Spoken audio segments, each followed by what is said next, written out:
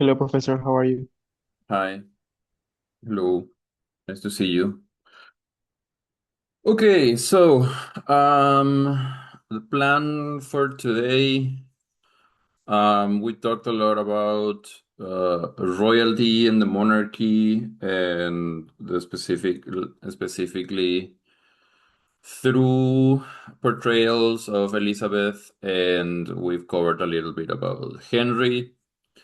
So the time period where royalty and the order of things being controlled by specific houses or specific groups of people um, is going to essentially fundamentally change through a period that we know as the Industrial Revolution.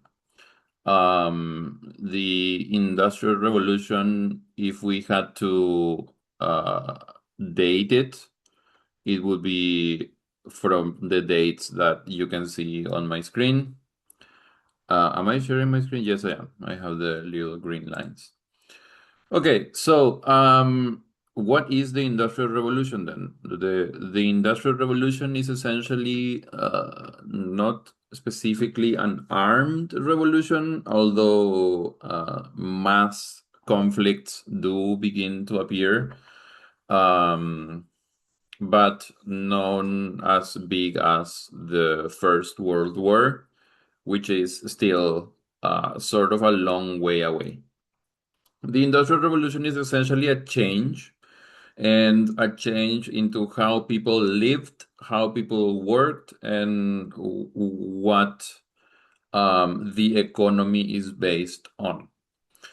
So, the Industrial Revolution, as its name says, it's a switch from essentially just pure agriculture and land owning as ways of generating value and wealth and work, where if we lived in a period before the Industrial Revolution, um, most of the people in this class would probably be either milking a cow or plowing a field or doing some sort of very, very basic manufacturing work with the products that you yourself produced in the land you worked and probably didn't own.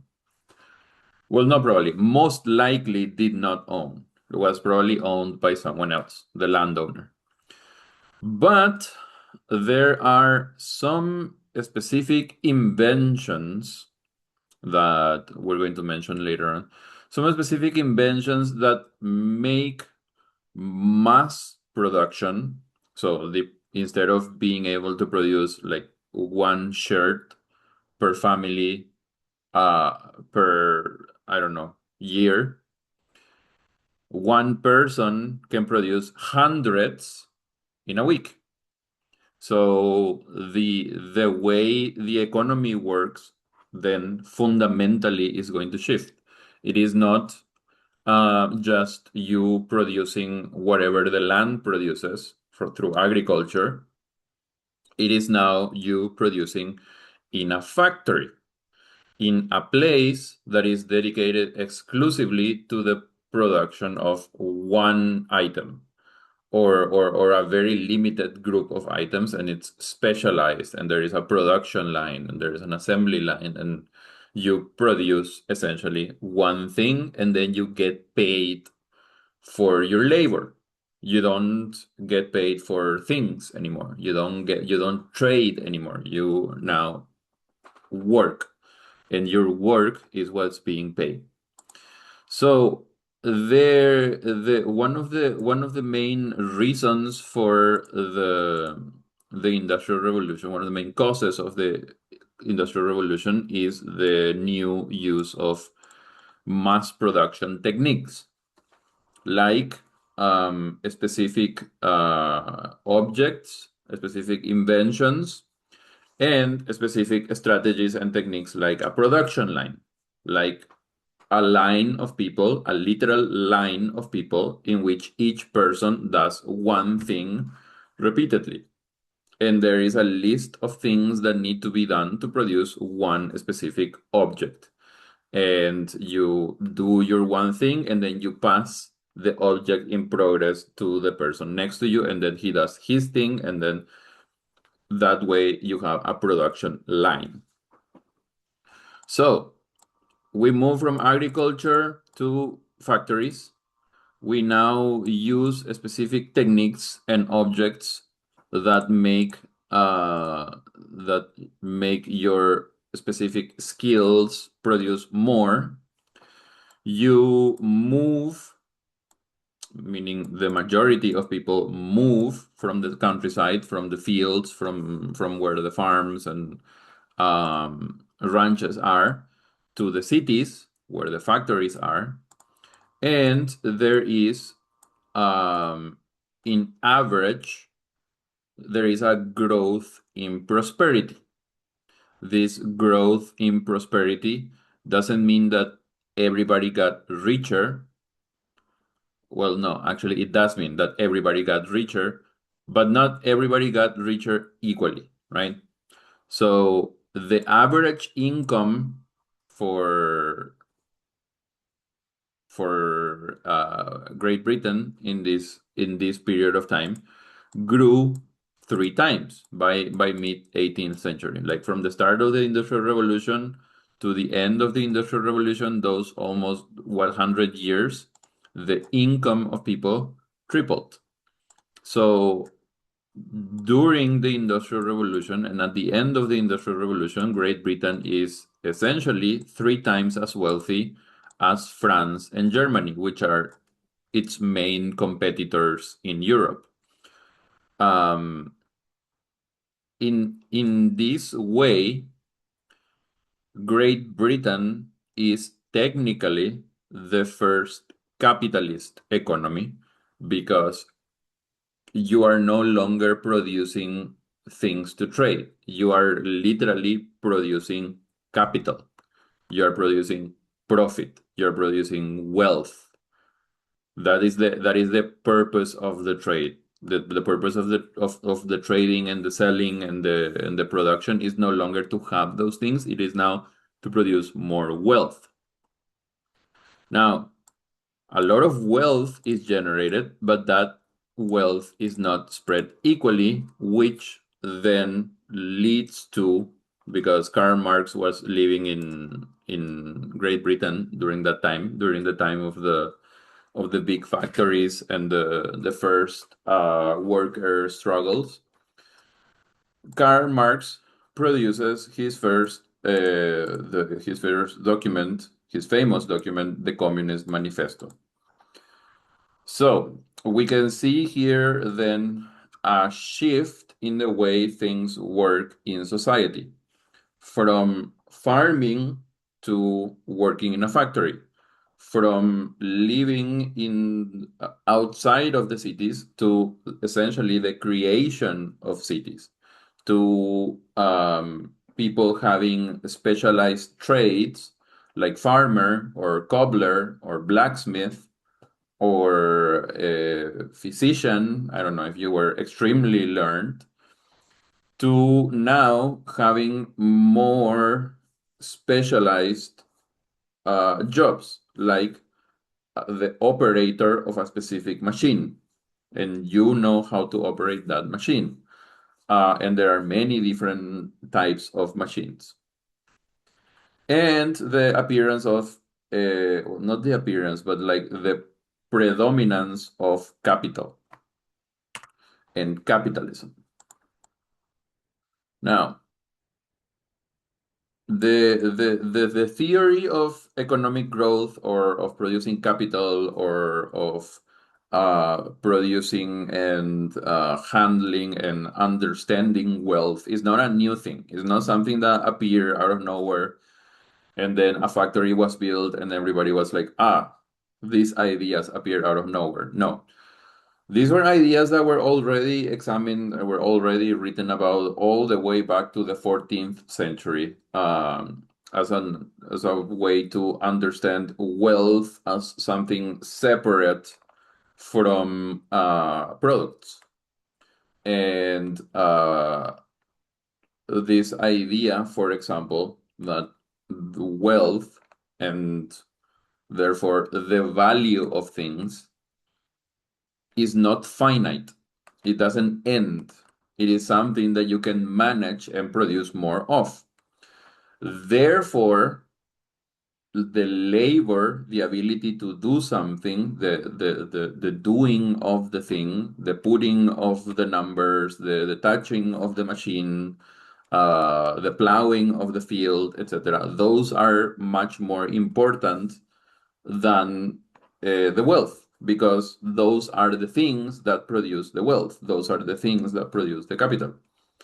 And the way to get ahead, the way to progress, the way to grow is through productivity, production, and new technological ways for more production, less work for more production.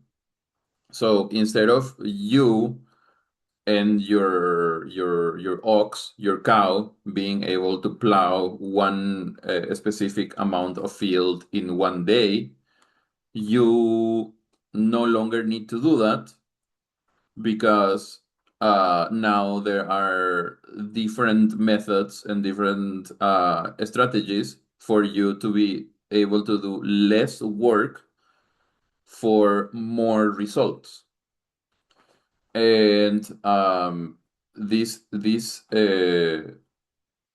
way of thinking of Ibn Khaldun in the 14th century basically reflected the reality of the Muslim world at the time, um, rather than create the Muslim world. And these ideas were essentially, after the Reconquista and after the diminishment of the great Muslim empires, they were essentially just lost, and then they were repeated or recreated by Adam Smith, one of the biggest proponents of the Industrial Revolution, one of the biggest thinkers of the Industrial Revolution.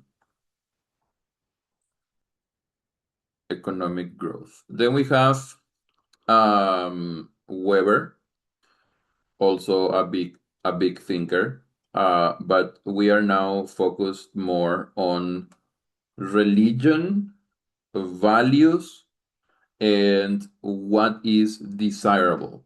What is the uh, what is the thing that is morally correct, morally good to find. And Max Weber is essentially uh, an understander of the Protestant work ethic. So Calvinism is one branch of Christianity that essentially um, proposed that your salvation, the worthiness of your soul, the how cool, how fantastic your soul is not determined by how many bodies of Christ you ate. Is not determined by how many times you went to church. It's not determined by the sacraments. It's not determined by the communion and things like that. But it's by your personal conviction towards that salvation. So it is an individual thing that you specifically as a person have to do to work towards. What does this have to do then with industrial revolution and work and labor? How do you demonstrate your conviction? You do things, you produce things, you obtain things, and therefore, the more you obtain, the more you have, the more you produced, the cooler your soul is, the greater your soul, the more likely that you are going to be saved. That is the determiner. So salvation, like it says here, salvation or membership of those who are going to be saved when Jesus Christ comes back, is shown by your merits, is shown by the things that you have done, or that you can demonstrate that you have done. And how do you demonstrate your conviction? How do you demonstrate your advancement? Through wealth. Therefore, wealth is not a vice here. It is something that you obtain through your personal conviction and through your valuable work ethic, your Christian Calvinist work ethic. So if hard work is a moral virtue, then wealth is not a vice. Wealth is a merit. Wealth is an achievement. So the different professions, the different trades, the different vocations are worth just as much as you choosing to be a priest, and how educated you are also demonstrates your personal conviction. So wealth is no longer something that is proof of moral failing. It is now proof of moral virtue because of how that wealth is, in theory, obtained.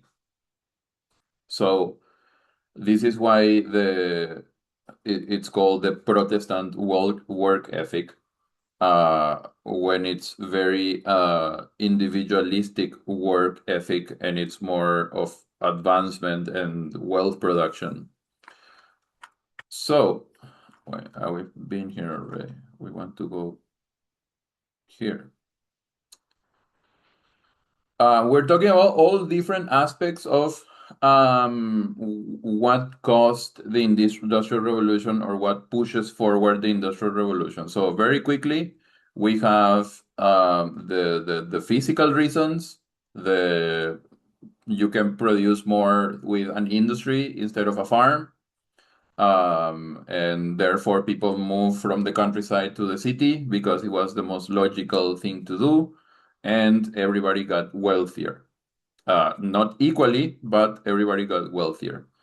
We have precedent into our understanding of wealth and economic growth. And we have now also a sort of spiritual aspect, a religious aspect of justification of how wealth is a desirable thing. That's something that would show that you are a good Christian. Now, there are also uh, economic reasons why the the Industrial Revolution was now happening, and one of the main reasons is that during this period of time, we have now the availability of capital. How do we understand capital? We understand capital as something that you can spend in order to get something. So, originally, or before we had the great investment banks, and before we had banking as a viable business model,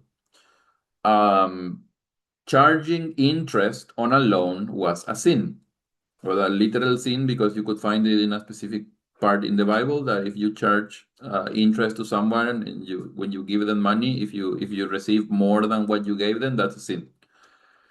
So Christians didn't finance things. Christians left all of that to Jewish people. And then the Jewish people organized that type of business model, where you lend people money and then you receive that amount of money with some sort of interest and the whole system structure that you need in order to support that sort of capital providing and then capital reacquisition and growth. Starting all the way from the 17th century, we had the Dutch model of banking and the stock market, where you could buy essentially instead of buying a factory, you could buy stock in that factory. So essentially, instead of buying like 100% of the factory, you bought like 5% of the factory. And then you could sell your part of that factory to another person. And why would you do that? Because the more that factory produced, the more that factory was worth. And then essentially it was that eventually it was like a group of factories. It was a company with several different factories. And then your investment then paid off because you could sell your things. And sometimes, depending on how much you invested, you also have decision making power in how the company was run, etc.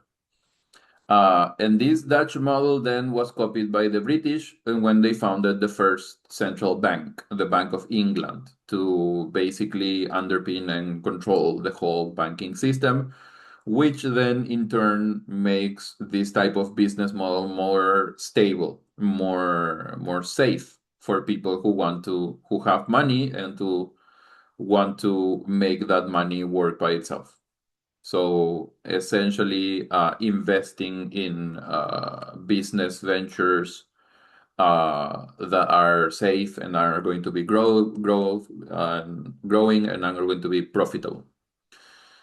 And then, so from then on, from with the Bank of England ensuring the stability and the security of this business model and providing capital for new industries and new businesses, then we greatly developed many other investment banks. And essentially, the antecedents of our modern banks, our modern banking system.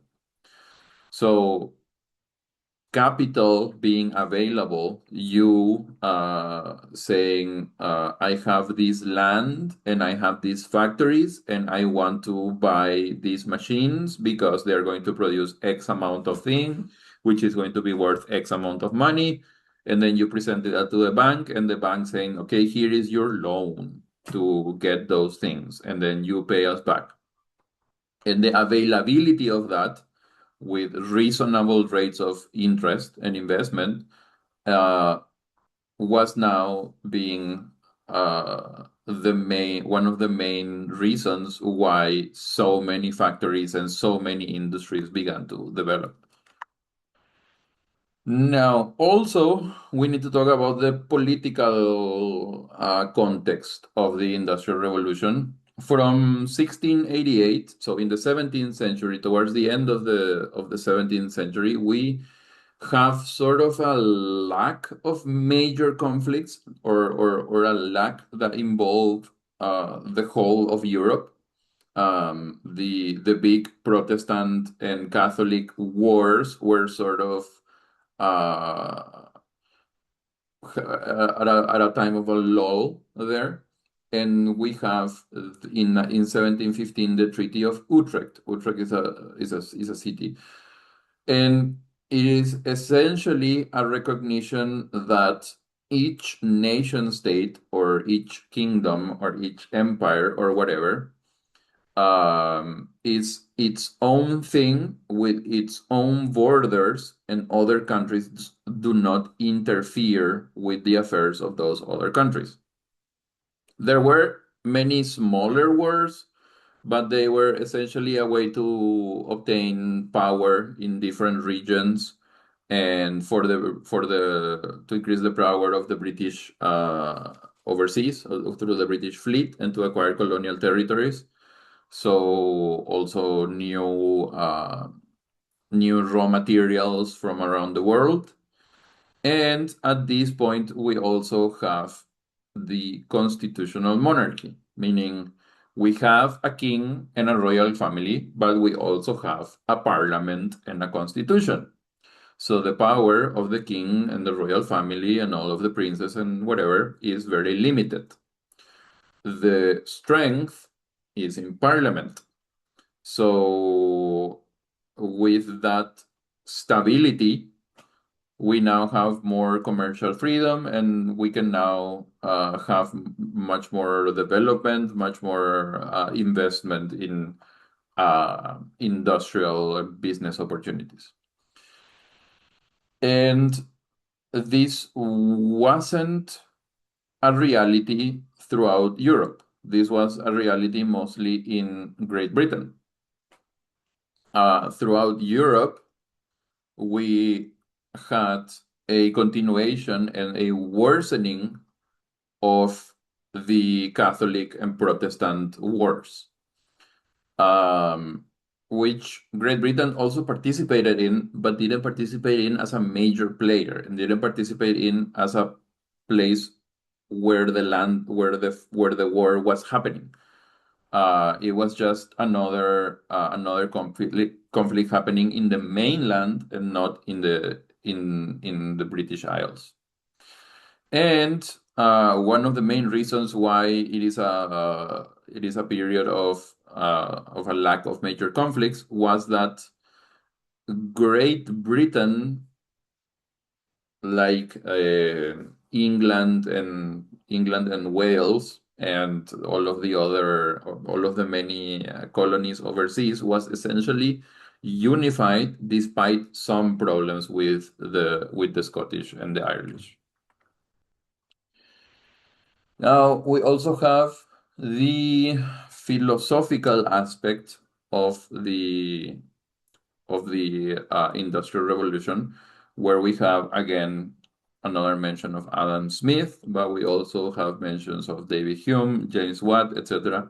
We're not gonna go into every single philosophical point or view of these people, but these are essentially the major players during this period of time that were providing economic, philosophical, and scientific momentum to the value to give value to intellectual ideas throughout society, throughout wider society. And therefore, this meant that all ideas, whether they be political or philosophical or religious, etc., had to be questioned. There were open to question. Questioning things in order to find better alternatives was desirable. And we also have, for example, in 1785, the founding of a very historically important newspaper, The Times. So at this point, we now have a free press. And at its origins, it's very interesting how rude and offensive and purposefully against things the press was. Against the king, against parliament, like very rudely criticizing things in order for and transmitting new ideas to the wider public. Because many more people than in previous periods of times now could read and write and do numbers. So, however, there is a certain like competing philosophical views with English philosophers and Scottish philosophers, where we have the pragmatism of the English and the rationalism of the Scots. But then again, this was part of that blender of ideas in order to find um, the most useful, essentially.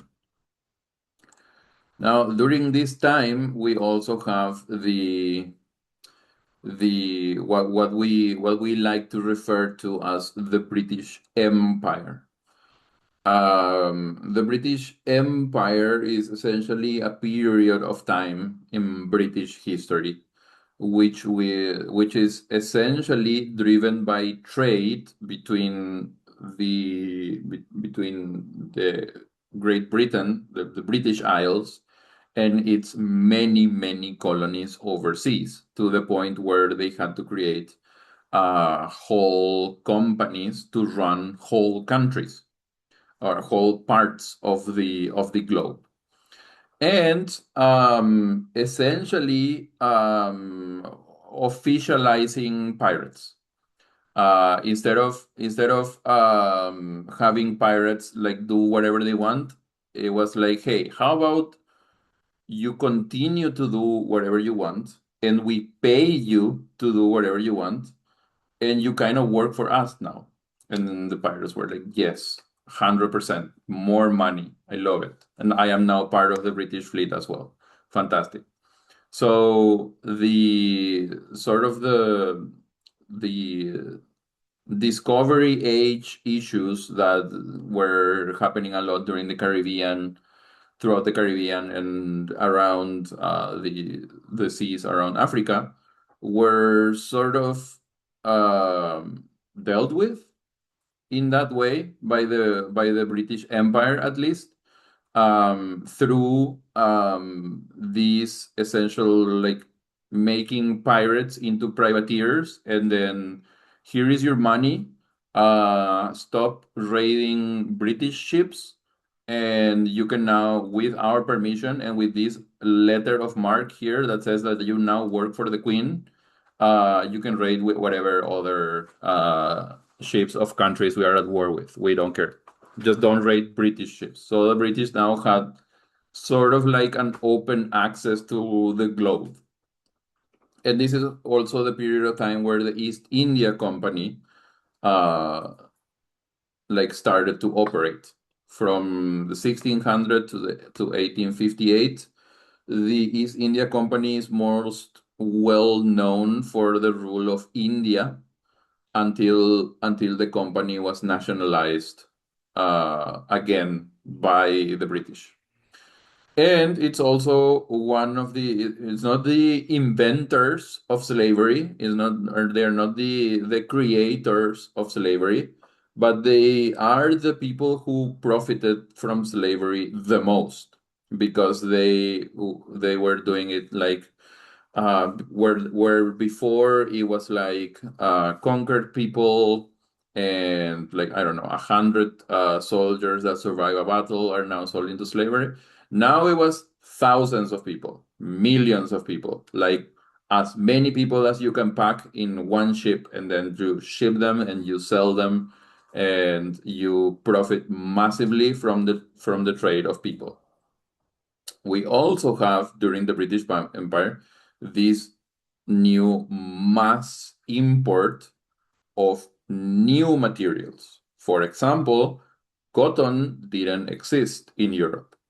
Tobacco didn't exist in Europe. Tomatoes didn't exist in Europe. Corn didn't exist in Europe. All of these things are now, on the one side, being imported, and on the other side, creating new commercial opportunities for those who can get there first. So the production and the work and the manufacturing and the things that you can produce with these new raw materials requires new technology and creates great wealth. And now you have the foresight, you have the capital, you have the factory. All of those things you combine, you become rich, right? You were already rich, but like much richer, probably. And the British Empire and the East India Company financed a lot of these expansions and industrial production capabilities. In terms of education, we also have the role of a few thinkers changing what the nature of politics, science, and society is. Where before, like we mentioned earlier, politics was something that was um, reduced to the royal family and the church. Now it is the role of parliament, representatives, majors, people who don't have any or don't necessarily have any noble blood or noble claim by birthright to any position of power. There were still nobles. There are still many of those in parliament were nobles, but they were chosen to be there in parliament. Many of them were chosen to be there in parliament. We have John Locke, Stuart Mill, Edmund Burke. We have the ideas of liberalism and conservatism that are now coalescing into distinct strands of thought that provide this sort of tension that benefits creativity and the encouragement of scrutiny, the encouragement of analyzing things, the encouraging of inventing more productive ways to do things, and the education is still kind of limited in England, like free education, like studying as much as you want is still limited kind of in England. But in Scotland, it's kind of different because that's the place where Calvinism stems from. So continuing to educate yourself or educate others was a moral necessity. So we talk a lot about leaving the farms and going to the city and the factories, but that doesn't mean that agriculture stopped. Quite the opposite. Agriculture exploded. So like the population increase in Great Britain, at least in these 100 years, from 1750 to 1850, the population tripled with new advancement in medicine, and childcare, and no longer having, I don't know, like 1 in 3 children actually growing to be old. People were healthier and now lived longer.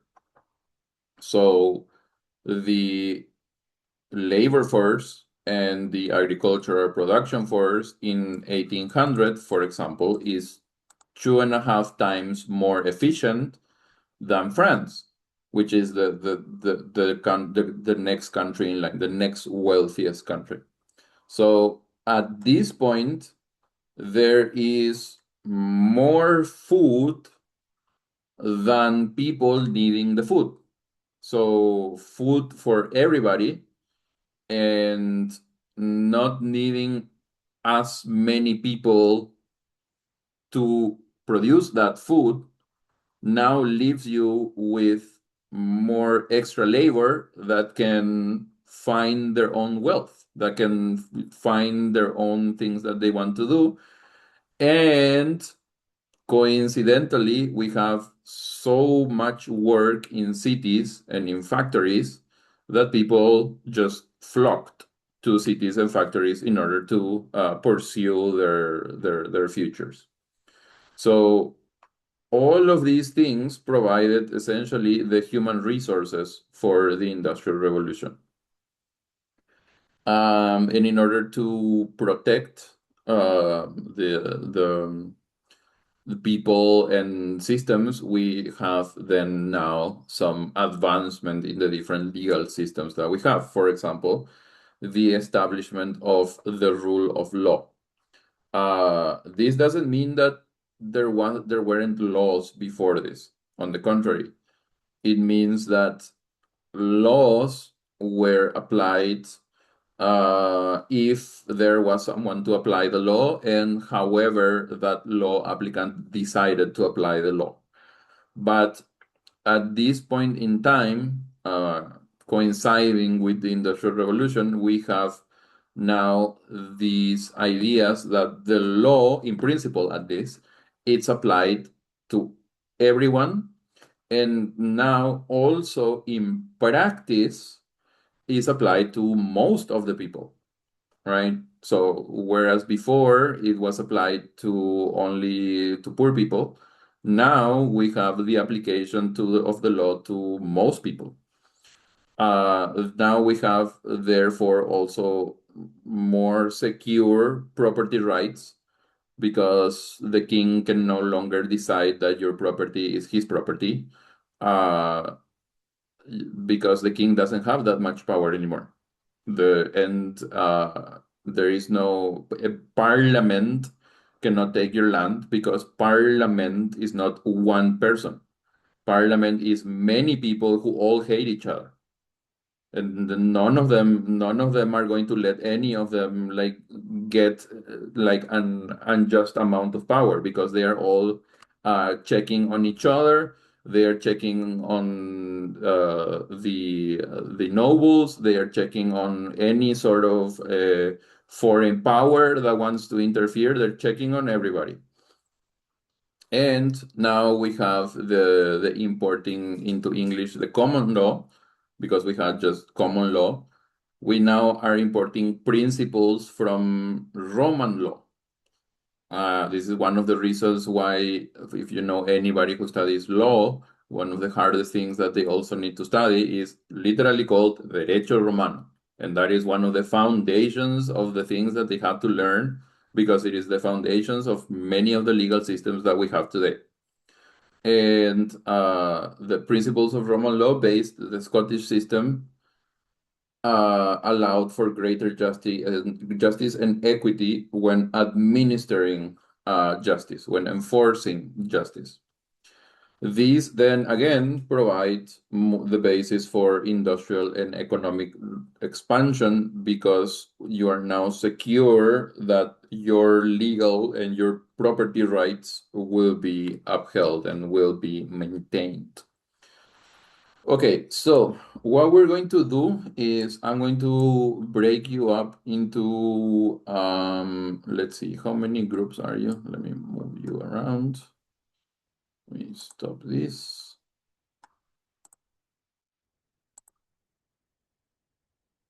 And let's see, you are 26. So I'm gonna make some groups and then I'm going to drop some questions in those groups. So let's make, you're 26 people, you're 24 people, yeah, 6 is fine. Don't include this, sign this, create this. Okay, so you're going to be 4 groups. You don't have any questions yet. I'm gonna go group by group and I'm gonna give you your questions. And those are questions that you need to answer, and then we're going to answer in groups because each group is going to have different questions. Does that make sense? All right, so I'll go to your rooms. There we go. And let me get our questionnaire.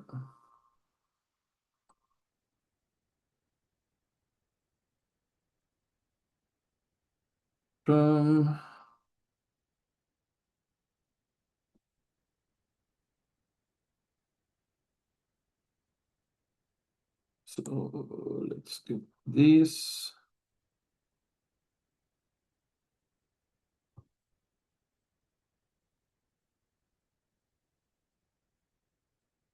And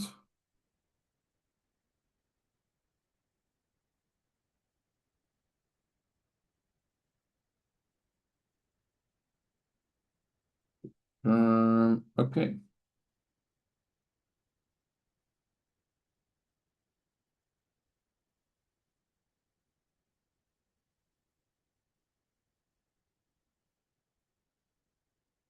This was group 1, group 2, group 3, and group 4.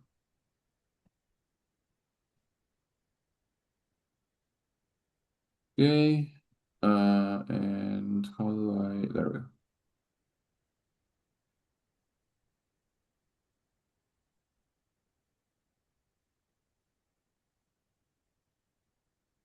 Okay, so share my screen and room number one. Room number one, I have, where's my, where are my breakout rooms? I have Juan Carlos, Luz, Luzmilia, Veronica, and an iPhone. I don't know who the iPhone is. Where we had three questions. What did you guys discuss?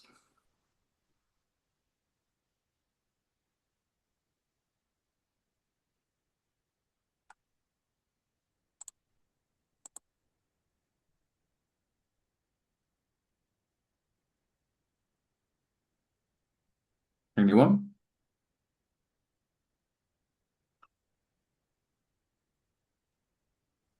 Hello. Hello. Yes. For question one, Mm-hmm. um, what does it mean that Britain had the first capitalist economy, Mm-hmm. and why did that create tension and wealth? Wealth. Yes. It's just that they basically came up with the factories, and so they had the, well, by definition of capitalism, Mm-hmm. private citizens had access to them or had um, owned the means of production. Mm-hmm. And at the beginning, at least, the government was really hands off about it. So it was whatever I decide for my own factory goes. And there's really nothing here to hold me back yet. Mm-hmm. Yes. So this creates a like the commensurate type of growth in wealth. And the more wealth there is, that creates tension internally in the country between people who have more wealth and people who don't have wealth at the same rates, maybe, but also maybe Mm-hmm. with the neighboring countries, because my country is growing really fast and that could be a problem for my neighbors later Mm-hmm. on. So that. And tensions between states.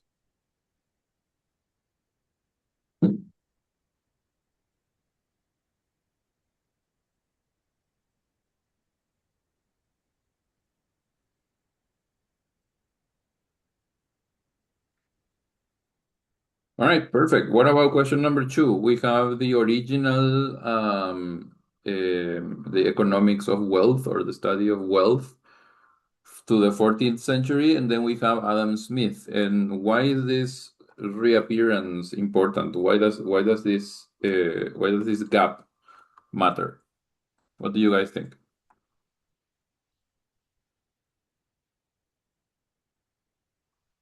Professor, we are not sure about that answer. We Mm-hmm. mostly focus on the gap, and Mm-hmm. we talk that maybe it could be because they were two different people with different contexts in different societies, and they both came up with the same idea that worked between quotations.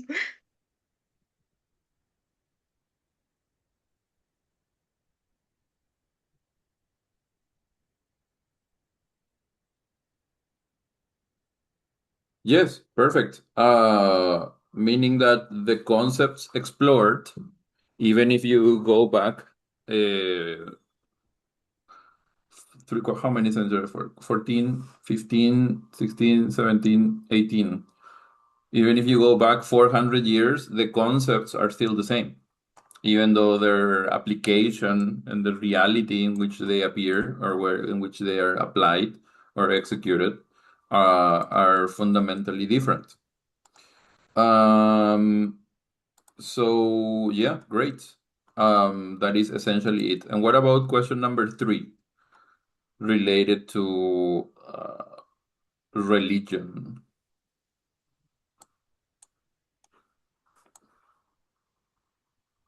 The question is, how did Weber argue that religion, especially Calvinism, helped create the conditions for capitalism?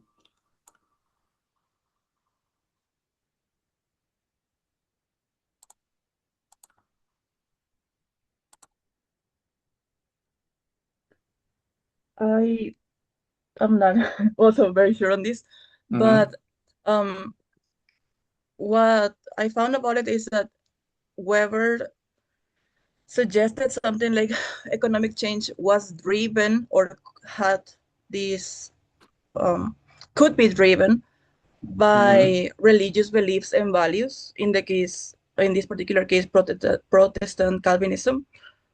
And to the is this convincing? Why or why not? Mm-hmm. Do Also, you think what this I is the found, reason for the Industrial Revolution? Like, if someone asks you, is this the reason for the Industrial Revolution? Would you no, say, yes, this is the only reason? Or no? no.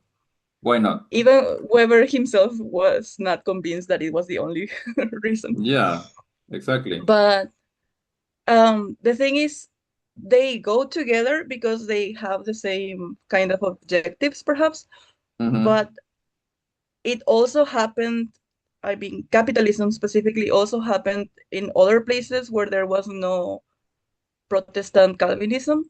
Mm-hmm. And so if it can happen without it, then this is not possibly the one pushing factor that made it happen the first time. Yeah, it is one of many factors. Exactly. Yeah. Perfect. Okay. Very good. Excellent. These are all just comprehension questions. There is no, I mean, it's very hard to get the wrong answer with this if you've paid attention.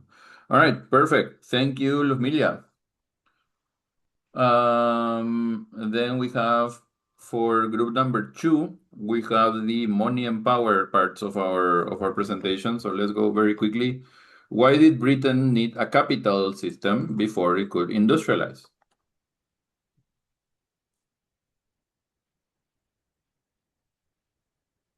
Room number two, I have Araceli, Federico, Fiorella, Isaac, Mateo, and Selena. Anybody can answer. Mainly, hello. Yeah, go ahead. Mainly because industrialization requires heavy machinery and large factories. Yes, it required investment. For that, yeah, for that you need a large investment, a constant influx of money. Etc. You need the land, you need the factory, you need the machinery, you need the people, you need the people to train the people, you need the people to supervise the people, you need the packaging, you need the transportation, you need the bribes, you need a lot of capital to make things work and to get started on that production. Very good. Excellent. Then we have what role did political and financial stability play in making Britain a safe place to invest and build? For example, I have money. Do I put my factory in France or do I put my factory in England?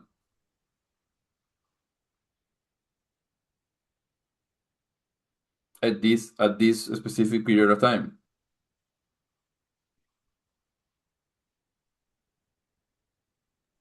Um, yeah, it could be because at that point in time, Britain had a lack of conflicts, of major conflicts. Yes, it's very safe. You're not going to have the king sending all of your workers to war on a random whim because his third cousin married his fourth aunt or whatever, and something with land ownership in some hidden place in Europe is now in question. No, you don't have that anymore because the king cannot declare wars. There's a parliament there. All right, perfect. So it is it is stable and safe to invest because you are not going to lose your labor in a war. There haven't been major conflicts in a while. Perfect. And then we have the last question for you guys. We have how did legal systems and secure property rights make people more willing to invest in factories and farms?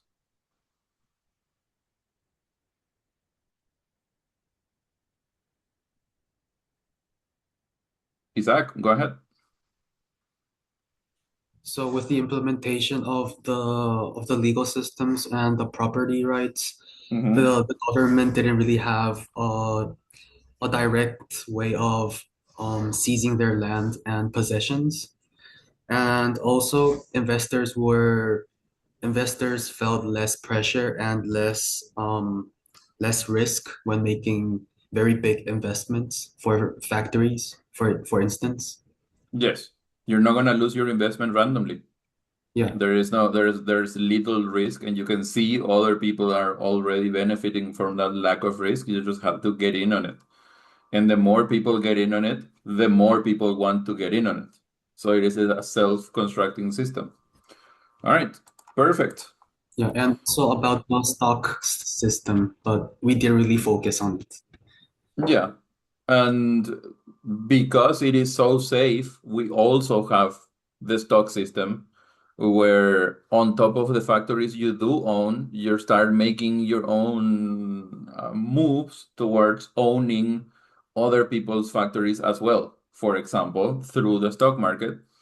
And the legal system is going to prevent people killing you randomly, right?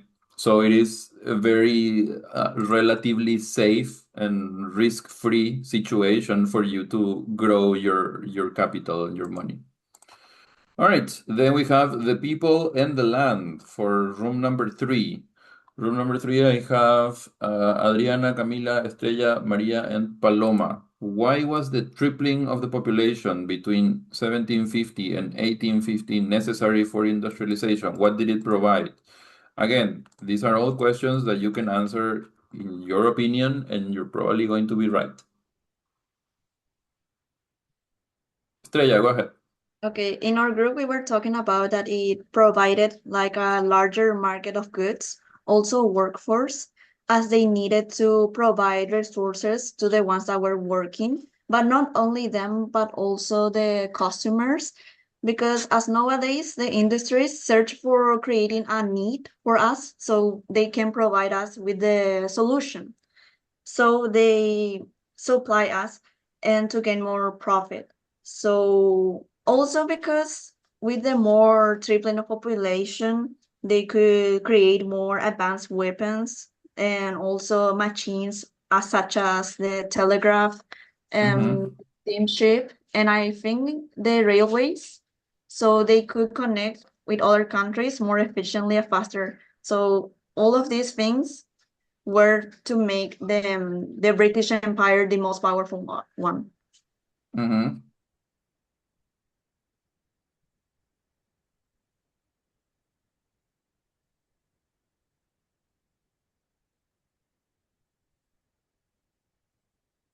All right, perfect.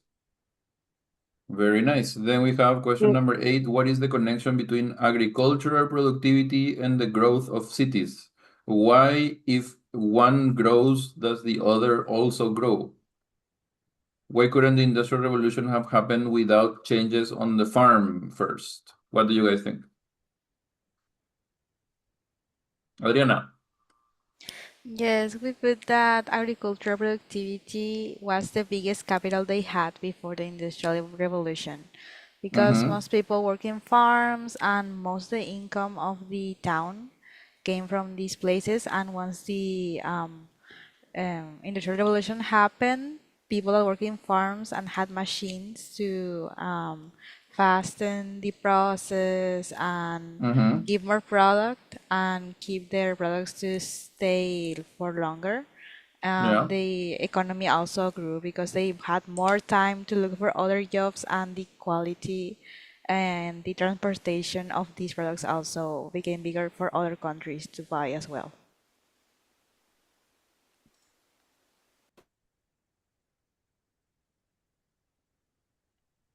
Increase the labor force by freeing up work. Perfect. Very good. And it's not like there weren't rich people before the Industrial Revolution. There were landowners, and now these landowners now also own factories, or new wealthy people begin emerging by investing and creating jobs and producing things and requiring labor. All right, perfect. Then we have number 9 for the last one for group number 3. The British Empire supplied raw materials like cotton. How did empire and industry feed each other? Why does an empire need industry? Why does the industry need an empire?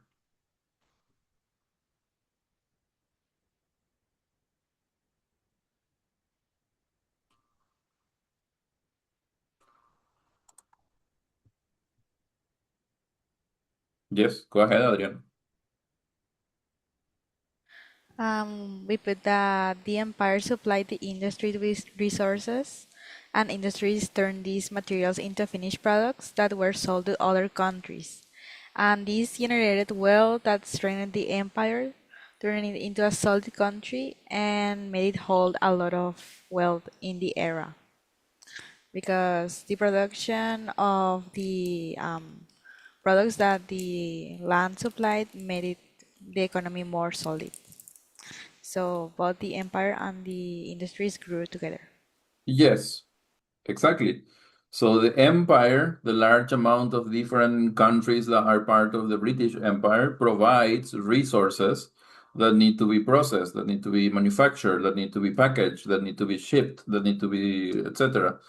And then the industry provides this product, weapons, manufactured goods, canned goods, bullets, trains, train tracks, etc., that needs to be shipped and makes the empire grow and makes the empire also attractive and a better option in many cases than, well, it depends. That's why there's many wars for resisting empire, but also a valid option for sustaining itself with the products and the material benefits that the empire generates in its many territories. Okay, last group number 4, we have the last part of the presentation where we have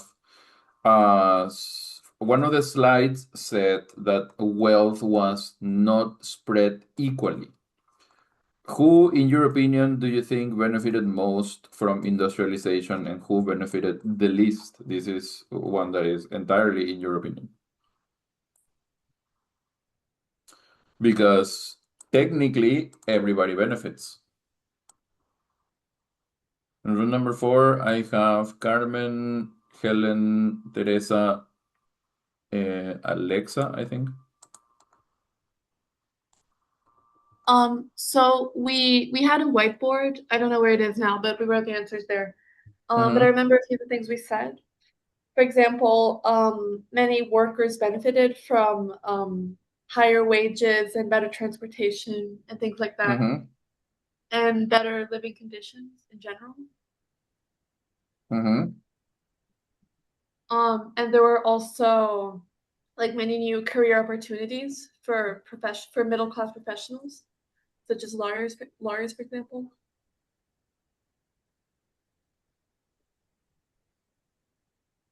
So you think the general public benefited the most? Yeah, in general, yes, but in some cases it took decades for Mhm. for them to receive the full benefits.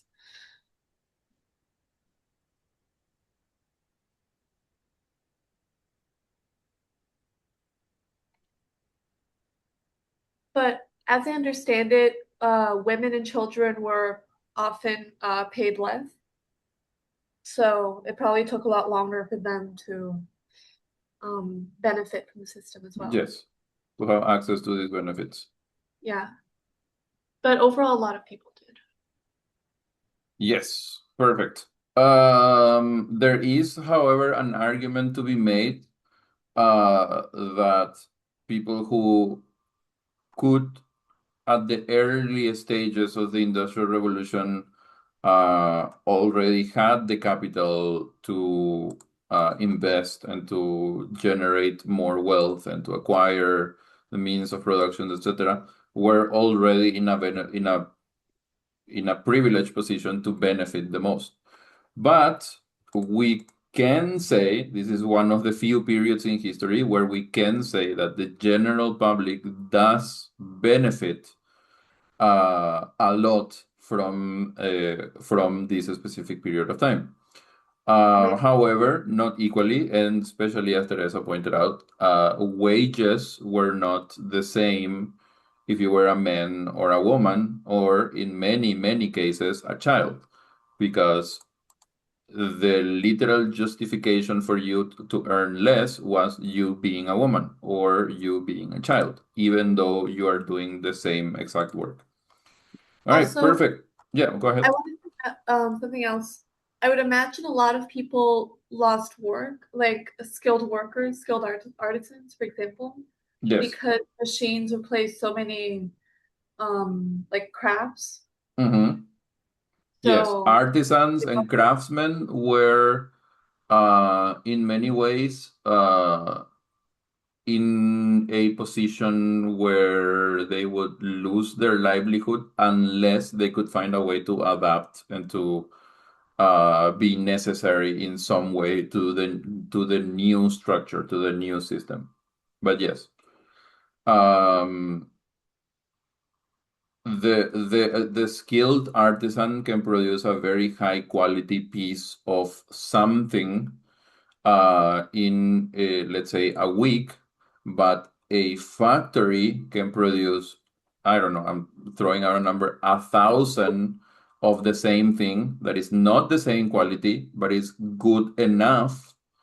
So the needs that can be supplied are covered instantly by the factory before an artisan can even finish one product. That's the issue that artisans are facing at this point of time, as Teresa pointed out. Very good, excellent. Then we have the Communist Manifesto. Why did Karl Marx critique emerge specifically towards the end of the Industrial Revolution? Why do you guys think?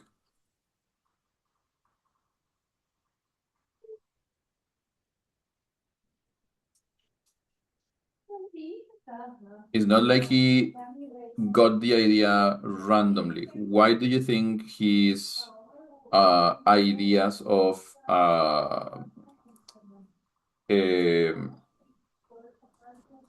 the control of the wealth, the control of the means of production, the divvying up of wealth, where do you think these ideas come from?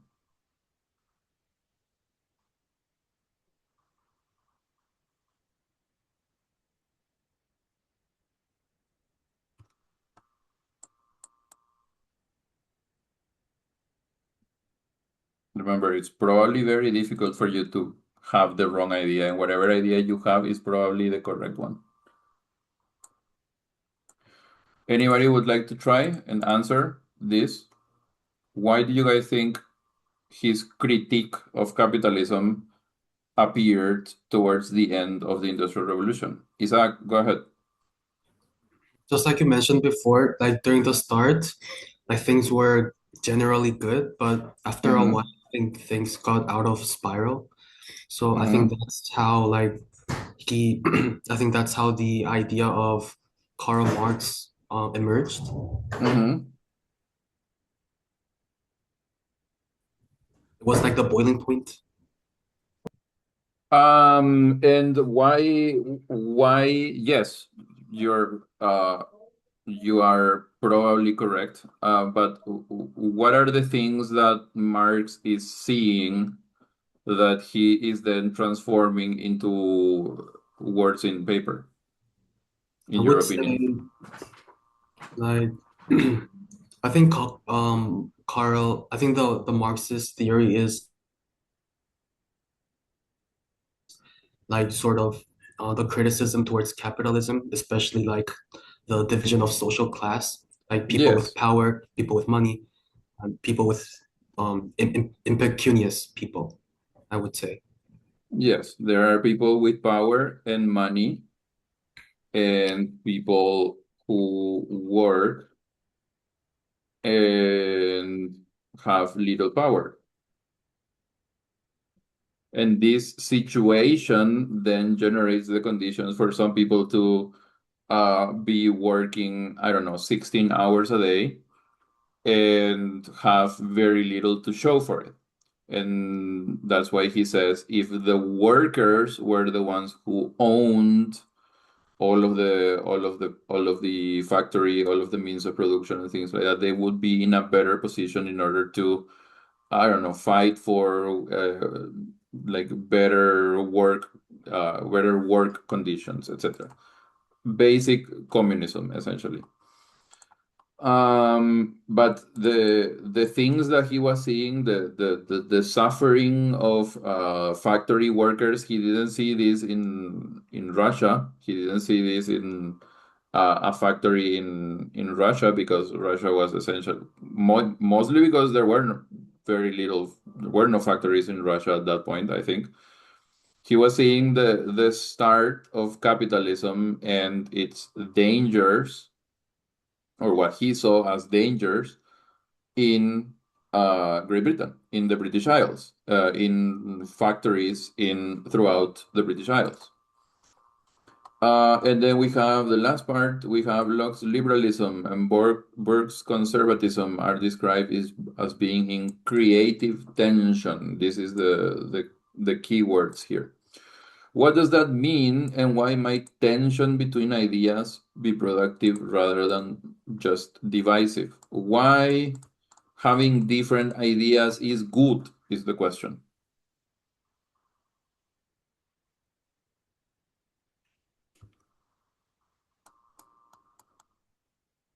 Anybody, before we run out of time? Why different idea good?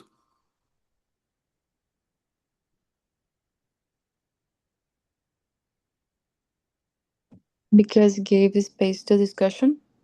Yes. Discussion and analysis of ideas leads to new insights and new ideas. Perfect. All right.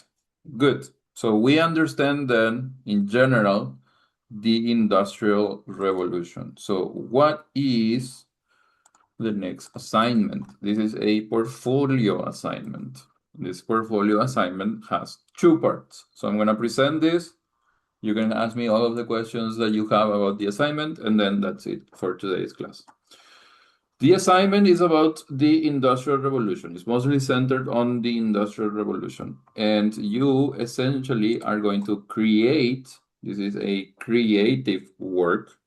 This is not a research work or a productive work. This is a creative work where you're going to create something multimodal. Don't worry about the word artifact. It can literally be replaced by the word something here.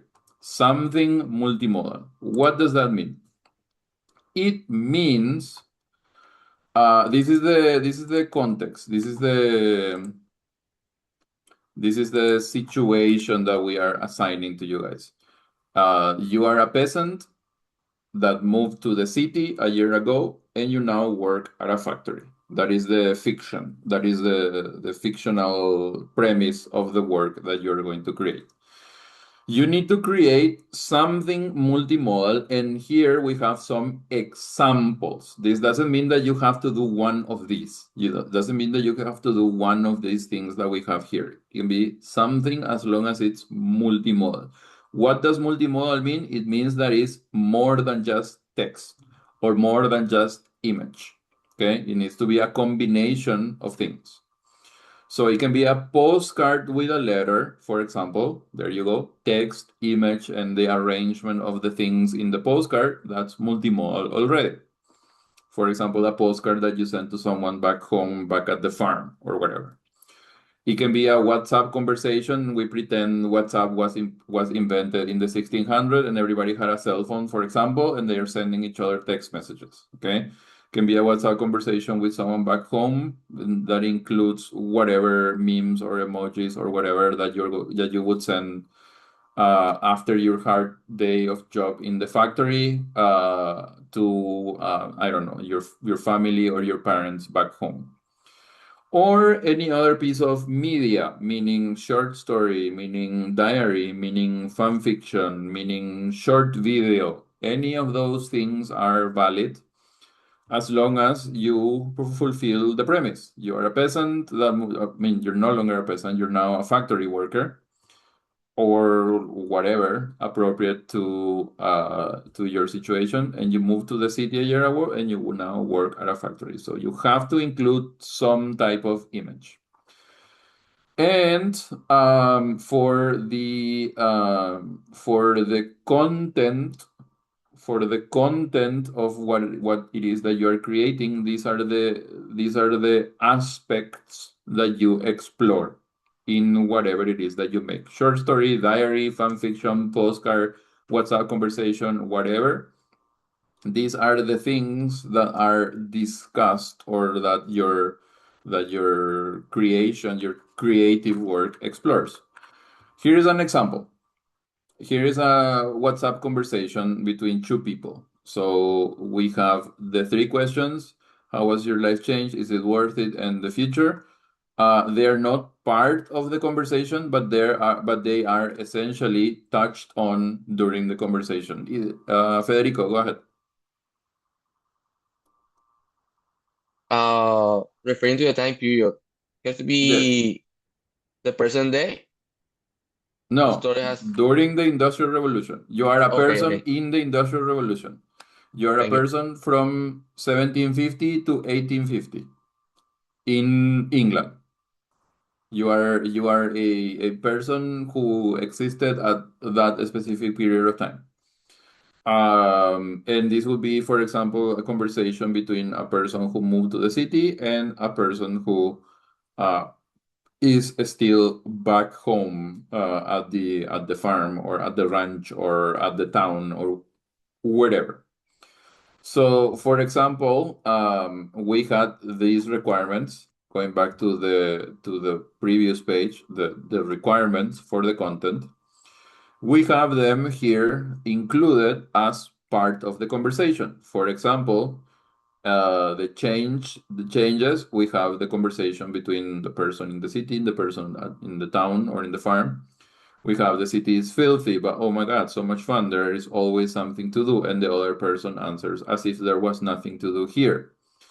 Milking at 5 a.m. does not count as something to do.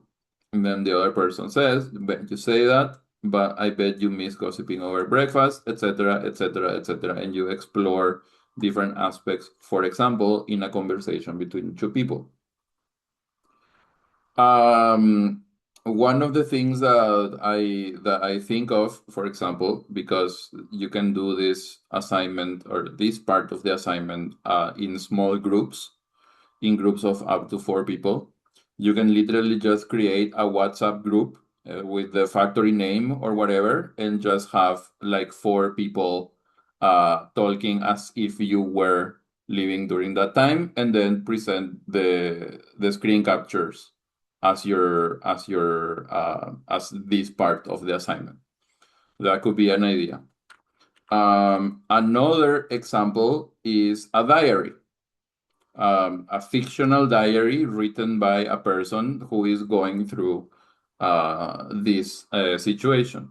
And you have the specific dates that are the entries in your diary that explore, for example, how your life has changed, how where you live has changed, how what you have to do was changed, how your obligations, responsibilities, relations with other people, whatever you want to explore, how those changed.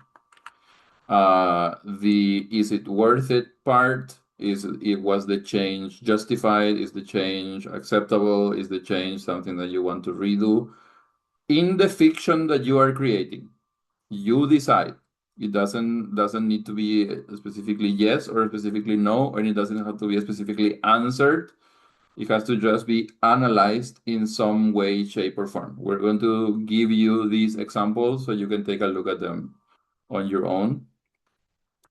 And these are the pictures that we included. We included just 3 pictures, and also the future. And this is the rubric. And as you can see, for the rubric, we have the completion of the artifact, meaning turning it in with fulfilling all of the requirements. These requirements, that you need to turn in something, it needs to have images, and it needs to explore these three aspects. Those are the requirements. It uses images, and another part is a reflection. The artifact, you are a peasant and you move to the factory during the Industrial Revolution part, that is the artifact. The reflection is individual, and the reflection is a short paragraph or short paragraphs in which you answer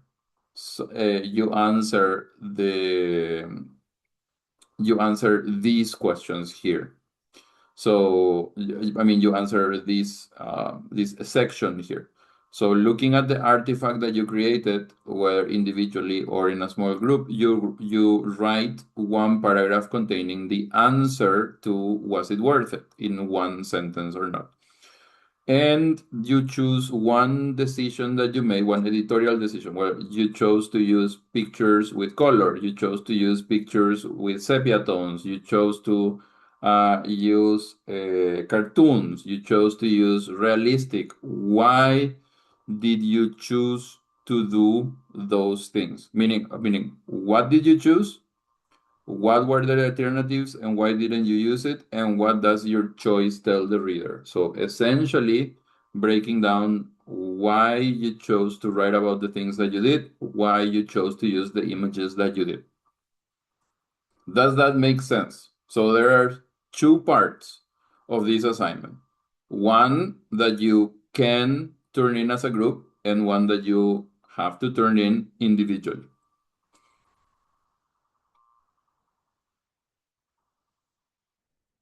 All right. Any questions? There's also here, we're also going to give you an example of the reflection. And these are the requirements of the reflection. Again, looking at the artifact you requested, you created, you write one paragraph containing the answer to was it worth it, some editorial decision that you made. What was the decision? What was the alternative? And why? How does your choice affect your text? What does your choice tell your reader? Any questions? Yes, Federico, go ahead. So this part is an essay?